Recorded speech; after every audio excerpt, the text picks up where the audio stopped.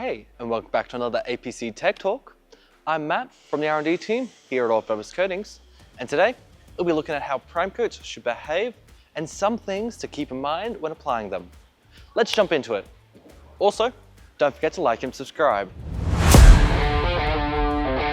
So, what is a prime coat? Essentially, they are the first coat that is applied to a substrate which primes the surface for the rest of the application. Our epoxy is formulated to be self-priming, which means that it is a base coat that can be used to prime substrates as well. We'll just need to adjust the amount of thinners used, depending on which coat you are doing. With prime coats, ideally the epoxy should be soaking into the concrete. The reason as to why we actually look for this is that it ensures penetration and means the product has a really good bite into the concrete. If the epoxy has cured on top of the concrete, looking similar to a finished plain coat, then that means there has been very little penetration, which can lead to chipping, peeling, and hot tire pickup down the road.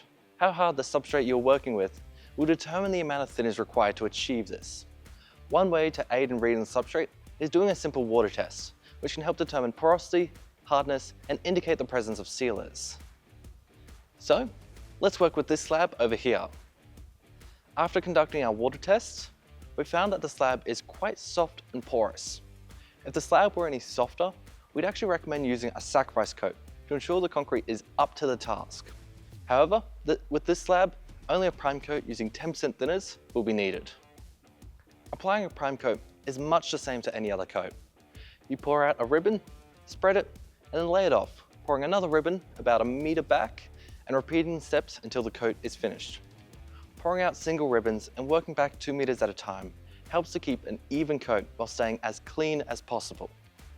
So, now that's done, let's jump forward in time and take a look at what this looks like when it's cured. It's the next day, we've come back and this is our prime coat today. So, as you can see, this is exactly what we're after, which is the epoxy soaking into the concrete and ensuring that it's hardening up that surface and priming essentially, rather than just sitting on top waiting to be peeled off. As you might be able to see, there's a couple bubbles and pinholes that have formed. That's just due to the softness of the concrete. Most concrete won't look this bad, just this one is really soft and really porous. As you can see behind me, we also did a square of GP Clear as a sacrifice coat, grounded off, or what we thought was grounded off, but it was still in the concrete. Where we've had GP Clear and where we thought we grinded it off, it had actually not soaked in very much just because the GP Clear was still in the concrete, but everywhere else it's soaked in quite deep. That's still fine as it's just a pre-coated surface, but it's all scratched up, so it's great.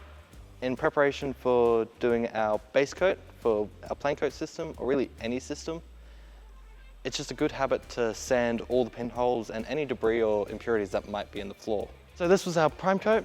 As you can see, it's gone into the concrete and really gotten a good bite of the concrete, which means we don't have to worry about peeling or hot tire pickup down the road, and it's just a great start to our system.